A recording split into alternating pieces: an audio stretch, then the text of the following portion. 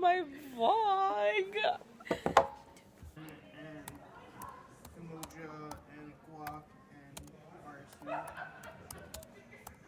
SJC. It's basically the same people. Yikes.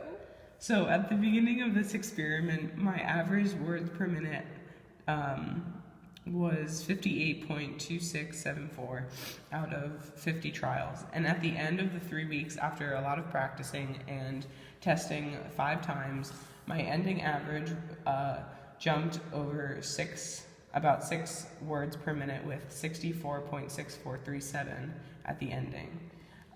Through this practice, what really helped me was the visualization of the keyboards and where each key was on the key. I was able to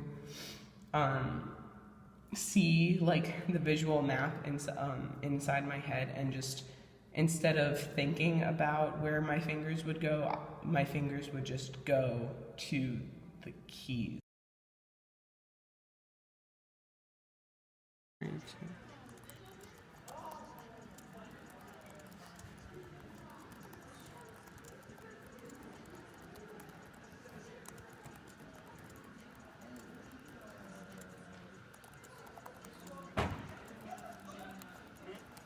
That's fine. And again, because the typing tests were randomized, I wanted to take a good amount of trials. So because there's 50, I found it more difficult. The tests that were longer and more paragraph form, I did worse on them. The speeds were probably around, in the beginning, probably around low 50s, but eventually went up to probably mid or like even upper 50 words per minute. But the shorter sentences with less content, those were able to like make my average go higher.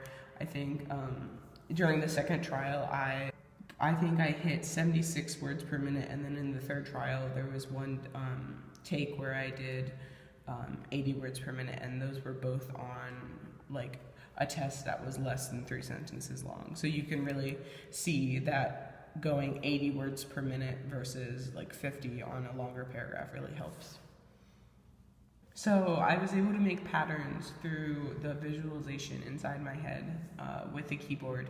Instead of just thinking about where the keys were individually, I could think of it as a whole. And even though I think I'm still in the associative stage of the Fitz-Posner model, I'm definitely still making those considerable gains, because as you can see, and as I said before, I increased over 6 words per minute through a 3-week period with practice. So like how this all ties into what we've been learning in class, clearly my typing skills is part of the long-term memory. Even more specifically, procedural memory. I was able to practice and get better at it constantly. So I feel that if